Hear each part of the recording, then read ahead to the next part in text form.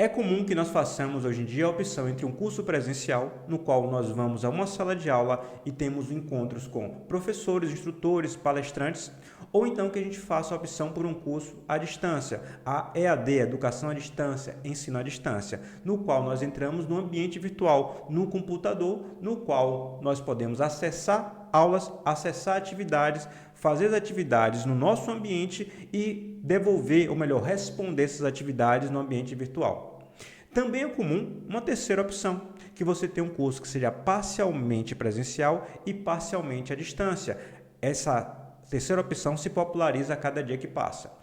A você que é um instrutor ou que quer ser um instrutor desses ambientes, presencial ou à distância, deve estar se perguntando a respeito de como diminuir a quantidade de tarefas. Afinal de contas, você pode ter um curso que sirva tanto para a abordagem presencial quanto a abordagem à distância e talvez devesse ter um jeito no qual você poderia organizá-lo servindo para esses dois ambientes. É isso que eu trato nessa discussão de hoje, um modelo no qual você pode perfeitamente elaborar um curso e ele deve servir para ser apresentado no curso presencial e também no curso à distância. Se você não tem interesse nas discussões prévias, tem interesse apenas no modelo do documento que eu vou propor, é uma opinião pessoal do julgamento desse documento ser interessante para os cursos presencial e EAD, mesmo que rodem simultaneamente, pode ir diretamente na descrição do vídeo e pegar o documento. Lá vai ter um link para você baixar o documento. Mas caso você tenha interesse em entender o que eu concebi, o que eu pensei sobre esse documento, acompanhe aqui esse vídeo. Lembrando também que você pode me encontrar e encontrar as discussões que eu faço em outras redes sociais que eu coloco aqui para você dar uma olhada. Vá lá dar uma olhada que a gente amplia as discussões que eu tenho aqui nos vídeos do canal do YouTube. O material entregue pelo professor, pelo instrutor, pelo palestrante que seja, ele deve ser de tal forma que, no único material, a pessoa que está aprendendo, o aprendiz, o aluno, pode ser simplesmente um profissional que está fazendo um curso fora da empresa, a mando da própria empresa. Esse indivíduo que está lá como aprendiz, ele deve, através de um único documento, conseguir organizar seu pensamento, não somente em relação aos conteúdos dados, aos conteúdos que virão, e também as tarefas que ele fez e as tarefas que ele deve fazer. Então, uma coisa importante é que exista um documento que guie tudo isso. É isso que eu vou focar aqui nessa discussão do momento. Eu concebi o material pensando que a aula será feita numa lousa ou quadro físico ou virtual. Por que eu me refiro ao quadro físico ou virtual? Porque você pode ter um quadro no qual você vai dar aula. Eu concebo especificamente que nesse caso você não pode usar slides, afinal de contas certos conteúdos são mais interessantemente discutidos se são escritos na sala de aula, no quadro, no momento da discussão e não com slides, que são muito úteis quando você tem uma quantidade enorme de figuras e figuras complexas para discutir. O quadro pode ser, além do quadro físico, que a gente já bem conhece desde sempre, quando for estudante, desde criança, e também uma lousa virtual. Por exemplo, aqui eu tenho um programa que habitualmente eu utilizo, ele chama MyPaint. Nesse programa, a gente pode escrever, vou aumentar aqui a tela, a respeito de todo o conteúdo que me interessa. Aqui é minha aula. Então, essa tela se torna, nesse caso, um quadro virtual. E como ele se torna um quadro virtual, eu simplesmente, quando dou a aula à distância, eu compartilho a tela do meu computador. Ao compartilhar a tela do computador, eu consigo aqui escrever tudo o que me interessa. E, obviamente, consigo dar o zoom, aumentar o espaço, diminuir o espaço, conto com cores diferentes, conto também com possibilidade de fazer figuras com alguma geometria um pouco mais complexa, tudo em tempo real. Então, eu concebo para essa discussão do momento que a gente está discutindo com um professor que se interessa em fazer especificamente uma aula virtual, mas com quadro virtual ou físico e não com slides. É muito importante que aquela pessoa que está construindo o documento, o instrutor especificamente, não obrigatoriamente o instrutor, afinal de contas, às vezes, a pessoa que instrui não é a mesma pessoa que constrói os documentos. Mas a pessoa que constrói os documentos a serem utilizados, ele tem em mente aquilo que ele chama de processo de estudo. O que você julga ser um processo de estudo? Eu coloquei aqui 3 itens do qual eu julgo ser razoáveis para a gente estabelecer um processo de estudo e, portanto, colocar esse processo dentro dos documentos que a gente vai construir. Uma primeira coisa é, o ato de estudar seria um esforço temporário, baseado em você ter uma visualização ou audição em sala de aula, numa palestra ou noutro mecanismo de audiovisual. Por exemplo, esse vídeo aqui é um material audiovisual. Um segundo item seria uma leitura concentrada com anotações. Estudar não é ler. Você lê livros, pega a ideia central e, no final das contas, consegue fazer uma boa discussão no botequim, mas não consegue lembrar de detalhes. Aquela pessoa que estuda tem um compromisso de, ao fazer a leitura, realizar anotações com o propósito de adquirir memória em relação a detalhes daquele conteúdo. Um terceiro item seria os exercícios repetitivos com variação de cenário. Note, não é exercício repetitivo no sentido de fazer a mesma tarefa várias vezes. É no sentido de você ter tarefas que são similares, de tal forma que a tarefa que você fez antes ajude a próxima. E, obviamente, acumulando essas tarefas, você consiga sempre aproveitar as tarefas anteriores para executar uma próxima.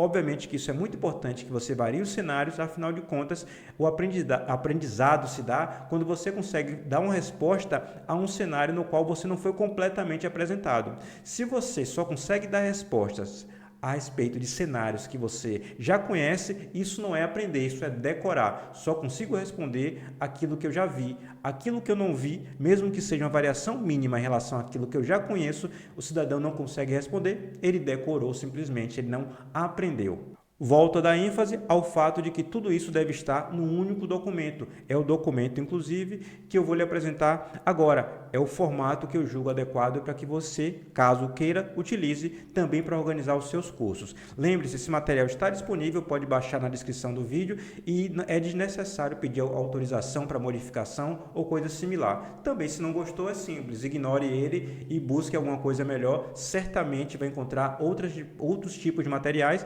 que talvez se adequem mais à sua necessidade. Deixa eu lhe mostrar o meu pensamento sobre um bom material para você ofertar nos cursos EAD e ou presenciais. Aqui seria a primeira página no qual eu apresento o título do próprio curso. Nesse caso, eu escolhi um da minha área, Circuitos Elétricos em Corrente Alternada. Aqui o meu nome, eu sou o professor Eudemário desse curso e o tema tem que estar escrito, no meu caso aqui, a apresentação dos métodos para soluções de circuitos elétricos lineares excitados por fontes de tensão e fontes de tensão e de correntes senoidais. Obviamente, quem entende isso aqui é da área de engenharia, o seu vai ser um curso de história, o seu vai ser um curso de filosofia, de biologia, enfim, de outras áreas distintas da minha. Uma coisa importante em cursos, em especial na graduação, é que você apresente a componente curricular. Ou seja, você deve apresentar a ementa do curso, todos os detalhes. Caso contrário, caso você não faça isso, inclusive na primeira aula, você pode receber algum tipo de notificação da instituição. É obrigatório que o professor apresente na primeira aula a ementa do curso e todos os detalhamentos. Em vez de você colocar as ementas aqui, porque elas são construídas por outras pessoas, é algo fixo que você deve respeitar, você coloca simplesmente o link. Algo importante nos dias de hoje, que o celular é muito utilizado, é que você coloque também um QR Code. Você sabe gerar um QR Code? Eu vou lhe mostrar agora. Basta você vir aqui, por exemplo, nesse website. Eu coloco na descrição do vídeo o link para esse website para que você faça a geração de QR Code. Aqui, você pode vir, por exemplo, no meu caso, no YouTube. O meu canal chama Elétrica em Vídeos, então, coloquei ali Elétrica em Vídeos. O primeiro que aparece é o meu canal e eu posso perfeitamente querer... passar esse canal para outras pessoas. Inclusive, é esse link que tem lá naquele documento. Basta colocar aqui e o sistema já gera um QR Code. Eu peço para poder fazer a geração dele, uma figura. Aqui ele está gerando, me mandou ter paciência para que seja gerado e vai me dar a opção de salvar. Ele vai me dar a opção de salvar como uma figura. Eu venho aqui e salvo. Vou botar aqui, ó, QR Code 4. Salvei o QR Code 4. O QR Code está aqui, gravado, e você pode fazer uso dele no texto.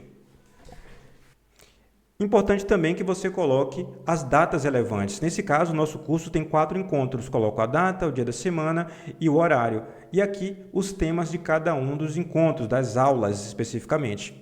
Os recursos a serem utilizados, nesse caso, eu concebo um curso com lousa, Projetores de slide podem ser eventualmente utilizados e equipamento de laboratório. No caso específico, a gente vai ver que eu organizo também uma aula de laboratório e coloco as referências. Uma delas eu trato como livro-texto e uma como livro complementar, uma leitura complementar. Nesse caso é o livro, inclusive, que é de minha autoria. Se você ficou curioso em relação ao livro, eu coloco na descrição do vídeo um link para ele também para você dar uma olhada. Aqui, seguindo adiante, temos o primeiro encontro. Preferi não chamar de aula porque nem sempre você tem aulas. Você pode ter, por exemplo, um dia que tenha a avaliação. Veremos aqui também que a quarta aula, o quarto encontro é uma avaliação. Como está aqui, ó, terceira aula é experimental e a quarta é uma avaliação. Nesse caso específico, o objetivo é o primeiro item a ser descrito, ou melhor, o primeiro do item do encontro é você colocar o assunto, que já inclusive foi posto lá em cima. Aqui eu tenho o objetivo, o conteúdo desse encontro, no caso específico, esse encontro é sobre uma aula, a metodologia utilizada, aula dialogada e expositiva em sala, a sala física ou uma sala virtual. Note que agora as palavras podem se confundir, talvez valesse a pena botar sala virtual. E videoaulas complementares. Daqui a pouco eu mostro o link para as videoaulas. Nesse caso específico, eu tenho como ferramenta a lousa, que é uma lousa física ou digital. A digital, conforme eu disse, pode ser um programa como o MyPaint, que você usa e compartilha a tela com seus alunos. E pincel, no fim das contas, é uma mesa digitalizadora, o mouse que você usa para escrever.